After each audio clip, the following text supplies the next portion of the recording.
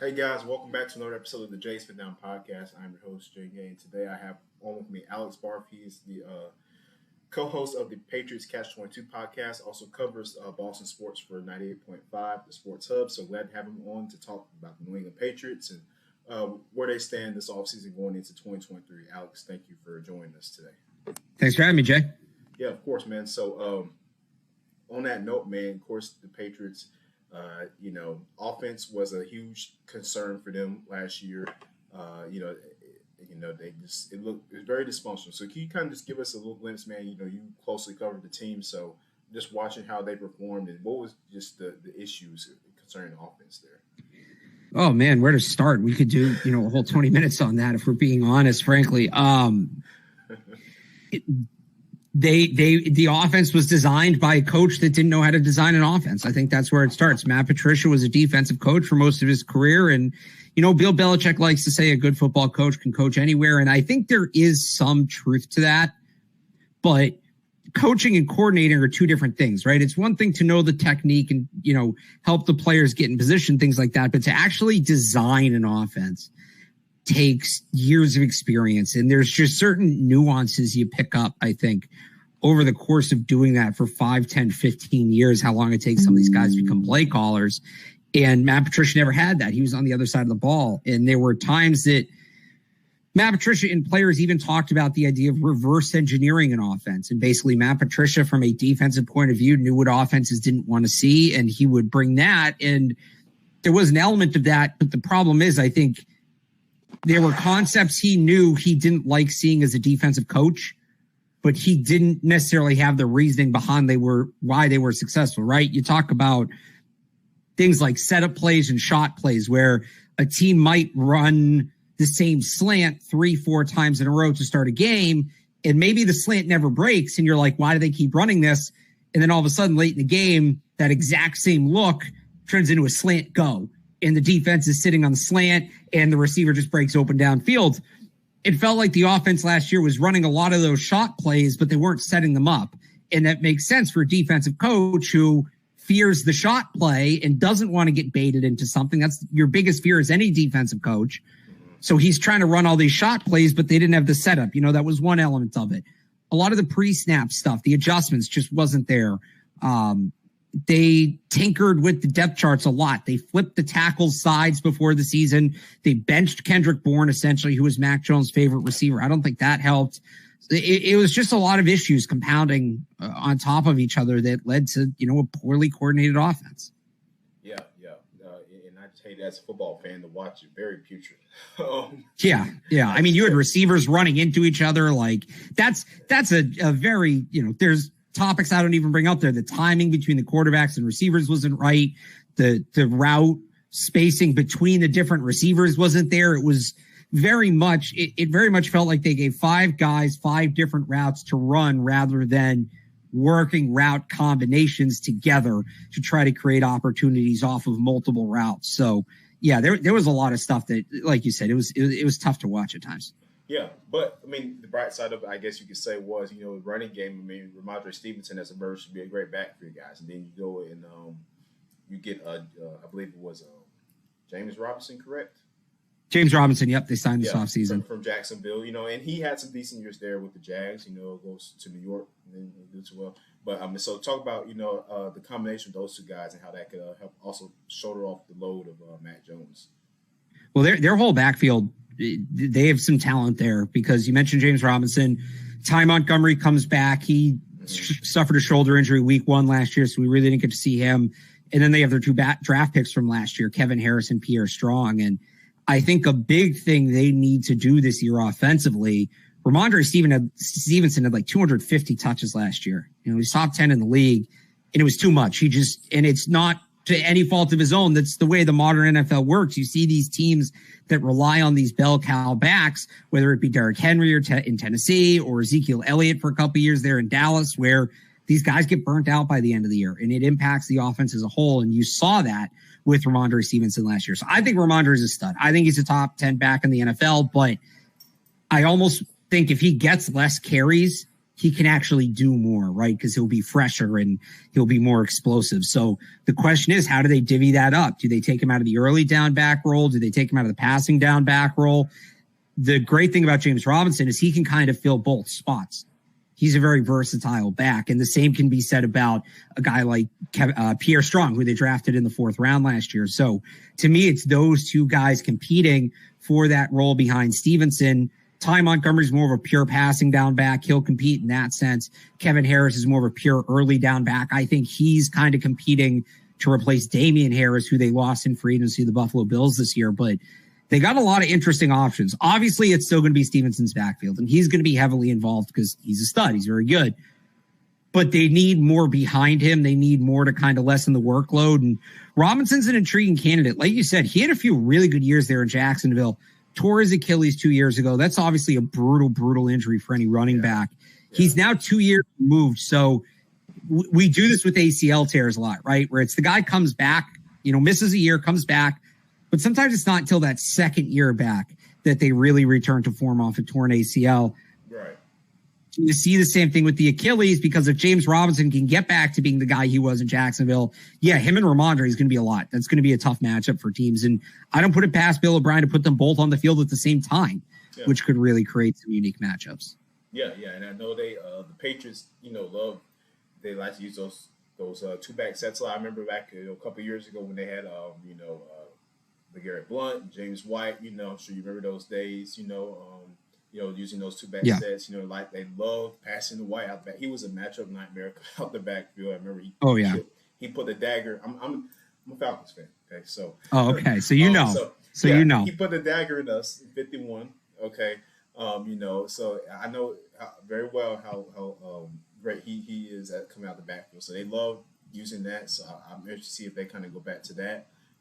Passing out the backfield and using those 2-back sets a lot. So it'll be interesting to see what they do there.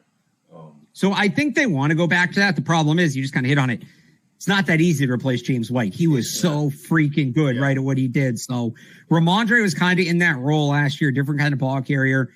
Pierre Strong is a little James White-ish. Like he's still young. He didn't play a lot last year as a rookie, so we don't entirely know, but he kind of does have some of that quick twitch that James White had. And they got to find somebody for that role, because that role is monumentally important in their offense, but it's not easy. You don't just find James White, sitting in free agency. Yeah, right. So and moving on that note, man, a lot of talk has been about, hey, are the Patriots done? Is it over for New England? What's the vibe like up there, around the team? I mean, heading into 2023, just some things that they are looking to build on and try to get back to that point, just competing, for the playoffs. Yeah, I think really this year's a pivotal year, because you were gonna have a reset year when Tom Brady left. That was unavoidable, and you pack on top of that, it was a very odd year with COVID and all of that. And Cam was super fun to cover, and he said all the right things, and he was great, but it wasn't a fit. It wasn't a fit. He was done, and. So I think everybody was kind of like, all right, Brady left. Their cap situation was a mess. They had 3 bad drafts in a row. They needed a reset year. They got the reset year. Then they bring in Mac Jones, and as a rookie, he takes them in the playoffs. And I think people are like, okay, here we go. Maybe Bill's not going down without a fight, and they've got this team, and they've got some nice pieces in place. Mac Jones, Matthew Judon, Kyle Duggar, Kendrick Bourne had a breakout year that year. And then last year, I thought it was interesting. We got to talk to Mac today at OTAs and ask him about what it was like working with Bill O'Brien. And one of the first things he said was, it's been normal, which it makes sense. Like last year wasn't normal, which we talked about it at the beginning, right? I really don't think it was. So it felt like they had a ton of momentum. And then last year was just a lot. And so people are kind of split now. Was last year an anomaly, and Bill Belichick made one really bad decision that essentially cost them to waste a season, or is Mac just not that good and 2021 was the anomaly and they really are going to have to reset this thing again for the second time in 3 years, which they reset it once in 25 years leading into that, right, with Tom Brady. So I think people are split. I kind of believe it's the former. I don't know that Mac Jones is ever going to be Patrick Mahomes or Aaron Rodgers or one of those guys, but I think with the right pieces around him, and they started doing that. They got him a real offensive coordinator. I still kind of worry about the tackle position. I'd love to see them get him a true number one. DeAndre Hopkins still available. I think with the right pieces around him, like, he can be a fringe top 10 quarterback. He can be a guy you win with. They've got to get those pieces around him, and he has to prove this year that last year was the anomaly. Now that everything is normal. Right, of course, yeah. So you mentioned DeAndre Hopkins there. I heard the Patriots are interested in him. Is that true? Are the Patriots showing interest? Are they, one of those teams that might want to get DeAndre Hopkins? So I think they're interested. To what extent, it's hard to tell. Is it interest is in you call him and say, this is our number, take it or leave it? Or is he a guy they're willing to, go to the table with and negotiate against other teams? And the price is going to go up, right? So I think they're interested. The question is to what extent. There were reports at the beginning of the offseason that some in the building believed it was a real priority to get a coverage dictating wide receiver, which DeAndre Hopkins still is. I know some people have soured on him. He's going to be 31. He's had some injuries and in the suspension issue, but you look at the games he played last year, you extrapolate those out to a 17-game pace, it's like 120 catches for 1,300 yards. The dude was unbelievable when he was still on the field, and even though 30 is generally a pretty hard cutoff for receivers, you don't see a lot of receivers continue to produce at an elite level at 31, 32, 33 years old. With Hopkins, though, speed's never been his game. And that's not to say he's slow, but if we were going to list off all the burner receivers in the NFL, it would be a while before we got to DeAndre Hopkins. That's not how he wins. He's more technique, route running, great body control, strong hands, right? All of that. That stuff doesn't go like speed goes with age. It goes eventually, of course, but you see some of those more bigger body contested catch receivers or even the route running technicians, they generally have longer careers. And I think Hopkins fits into that category. So I think he is the kind of receiver they need. I think they recognize they need that kind of receiver. The question is, are they willing to outbid a team like the Kansas City Chiefs or the Buffalo Bills? And I don't think it's as simple as just using numbers I pull off the top of my head here, even round numbers. The Bills say, all right, DeAndre, we'll give you $10 million. And the Patriots say, we'll give you $10.5 million. I don't think it's going to be that simple. I think they have to, because it's not as easy to win here right now. I think they're going to have to actually give him a truly competitive offer and outbid these teams with some effort in order to land him. And then you add the whole Bill O'Brien thing too, and they maybe didn't get along in Houston, and we don't know the full story there. So it's going to be interesting to see how it goes. But I do think that they're going to be involved to some extent. And they should be. They should be, because, again, you need to get Mac Jones, that guy. And the thing about their receiving group, everybody's dumped on their receiving group for years. And, yeah, it really wasn't good a couple years ago. They've got a bunch of really good number two receivers and guys that if you can get them in one-on-one coverage, they're going to win more often than not. Devontae Parker, Kendrick Bourne. We'll see what Tyquan Thornton becomes, but he certainly has some upside. Even Mike Gesicki is kind of a hybrid tight end receiver. They draft Kayshon Boutte out of LSU, who has tremendous upside if he can get healthy. Yeah. These are all guys that if you can get them one-on-one matchups and not allow the defense to be overcomplicated against them, can be real contributing pieces in a successful NFL offense. The problem is everybody's probably playing a notch higher on the depth chart than they should, and you don't have anybody dictating coverage. And defenses can be more creative with how they defend them. You've got to bring in, and people say, well, the Patriots managed for years without a true number one receiver. They had Gronk. They had Gronk, though, and Gronk dictated coverage, right? If they can get a guy, it doesn't have to be Gronk, but a guy that can dictate coverage like that when teams go into the meeting on Tuesday, the defensive meeting, the first guy that gets brought up, how are we going to defend him? And DeAndre Hopkins is a guy like that. If they can bring that guy in, it's going to open up a lot for Mac Jones. It's going to open up a lot for all these other receivers, the tight ends, the backs, everybody. It's going to open up a lot for everybody. So I'd love to see him being on Hopkins. We'll see how aggressive they get. Yeah. I'm interested to see that as well. Like in the Cardinals release Hopkins, they were trying to trade him. They couldn't really find a partner because nobody really wanted to take on that cap hit of his contract. So they just released him. It may work well for both parties. He wanted out. They want him out. So it worked. So we'll see where he goes. But like you said, the Patriots managed. They did have Grunt, but guys like Edelman and Hogan and Amendola. I mean, they killed it with those guys. So imagine like if you have like a core they have now, and you add that number one guy like Hopkins. I mean, right? It can be really good. But just one last thing here for the last couple minutes Sure. of the show, man. But just the Patriots rookie draft class this year. What do you think about it? Starting off with Christian Gonzalez, and how big will he be this year for the defense?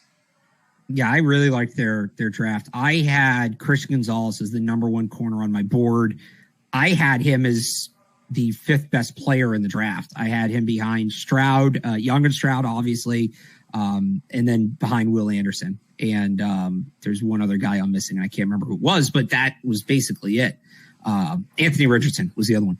So to get him where they got him, trade down and get him is outstanding. He's such a prototypical Patriots corner. Like he's built in the mold of a guy like, to go back all the way back to Ty Law and then Darrelle Revis and Stephon Gilmore. And those are lofty names. Those are 3 Hall of Famers. And I don't mean to put that pressure on him right away, but you watch him on the field, the size, the length, the ease in which he moves, in which he changes direction. They've missed that shutdown corner, the guy that you basically put on one side, you say he's going to lock down the other team's number one wide receiver, and we're going to play him 10 on 10. And I think Gonzalez has the upside of that guy. So that's really exciting. I like Keon White as an upside player. I'm partial to the guys who are recent position changes because you think about it this way. He's only been playing defensive end for 3 years. He's a converted tight end. And he was still a top 50 draft pick. So he's come as far in 3 years as some other people have come playing positions their entire lives, right? Playing the position their entire lives. Supremely physically talented. I mean, you just look at him, 6'5", 280. That's all muscle, powerful first step. His technique's not where it needs to be. He told us that on draft night, but he has all the stuff you can't coach, right? So you just got to coach him up, and they really trust their defensive line coach, DeMarcus Covington, who is one of the rising coaches in this league right now. I like betting on Covington, certainly. So Keon White's an exciting player. Marte Mapu's super interesting. They've been hesitant to really carve out a role for that athletic, like smaller athletic, 3-down linebacker, guys like Fred Warner, Matt Milano. They stuck more with that old school 260-pound downhill run-stopping linebacker in the past. So then they draft Mapu, who's 217 pounds. It's like, well, are they going to play him at safety? Are they going to have him rush the edge? What are they going to do? We just saw one OTA today, and he wasn't on the field that much because he's dealing with a shoulder injury, but it looks like they're going to try to put him in that role, in that, Matt Milano kind of role, which is, if they can make it work, is exciting because they've needed that guy. They draft a couple offensive linemen. Always good to get depth there. I thought City Sal specifically was a really interesting pick. Love the wide receivers they got. I did not think this was a good wide receiver class. I didn't think it was worth chasing a receiver in the second or third round because I don't think there's that much of a gap between those guys and the guys later on. And Kayshon Boutte, you said you're an SEC fan, Alabama fan. We all know what that guy can do when he's healthy. Absolutely. And, very talented player. He's got to stay healthy, obviously, but in the 6th round, not a bad swing to take because I think he does have wide receiver 1 upside. I had an evaluator say that if he truly maxes out, he could be a guy like a Deebo Samuel. And then I really like Demario Douglas too. Just the speed, the explosiveness with the ball in his hands. Everybody got all excited last year seeing Marcus Jones, right, in those offensive packages, but they want Marcus Jones to focus on defense. Marcus Jones wants to be a defensive back. He doesn't want to be a wide receiver. And I think he'll still contribute at times on offense, but they want him to be able to focus on defense. But those packages are so good, so you want to be able to run them more. Demario Douglas looks a lot like with the ball in his hands, like Marcus Jones did. So I thought that pick made a ton of sense. And then, they grabbed a couple specialists, kicker and punter, needed to do that. Some special teams guys late. Thought they did well in the UDFA market. Malik Cunningham is going to be interesting to follow. I really like Johnny Lumpkin from Louisiana, the tight end. So I thought they did well. I think since Matt Groh's taken over as the director of player personnel, he has flipped their draft philosophy over for the better. They're now targeting traits. They're targeting athleticism. They're targeting the guys that have what you can't coach. and then trusting their coaching staff to put these guys in the right position. I think it worked out a couple years ago. You get Mac Jones, you get Christian Barmore, Ramondre Stevenson in that draft. Last year, they had a pretty good class. Jack Jones, Marcus Jones are guys that look like hits. So I think they've had another good draft here this year.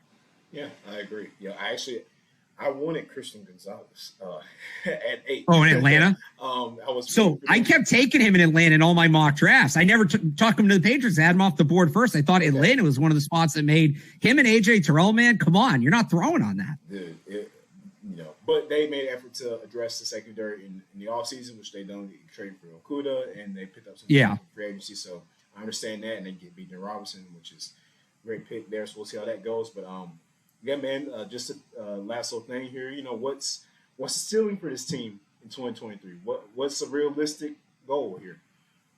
So the ceiling, if they max out, right, if all the what ifs go their way, I think is 10-11 wins. I think to push for the division, maybe they win it, maybe they come up just short, but certainly get a wild card spot, win a playoff game. I don't know that they're Super Bowl contenders, but if everything maxes out, they should be a 10-11 win team and be competitive in the playoffs. Realistically, I think you're looking at right around 500, and can you sneak in the end with, a 9-8 record? Can you grab the last playoff spot with that?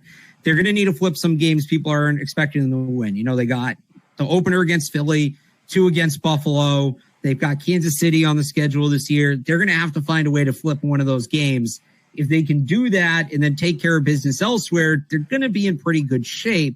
But their schedule's brutal this year, too. That's part of it. So they got a lot of tough games. And, I think 8-9 is probably the realistic number. If you want to get into the ceiling, I think you start talking about 10-11 wins. If Mac Jones really hits his stride and a guy like Kayshon Boutte breaks out, or they get DeAndre Hopkins and Christian Gonzalez is a true number one right away, then, yeah, you're talking about a team that's like maybe not a contender, but one step below that. Yeah. And the AFC is just full of juggernauts, so it'll be very hard to win in that conference. But if anybody can do it, man, Belichick, and just the Patriot way, right? Yeah. So we'll see what happens there. But Alex, thank you for joining us there here on the podcast today, and tell everybody where we can find you on your podcast there. Yep. So you can find all my work, 985thesportshub.com, and the Patriots Catch 22 podcast on patriots.com. I host with Evan Lazar, and you can follow me on Twitter at RealAlexBarth. All right. You guys heard it there. So make sure you check them out on those platforms, and check us out here on YouTube and all other podcast platforms. Thank you again, Alex, and take care, man. All right. Thanks for having me. Of course.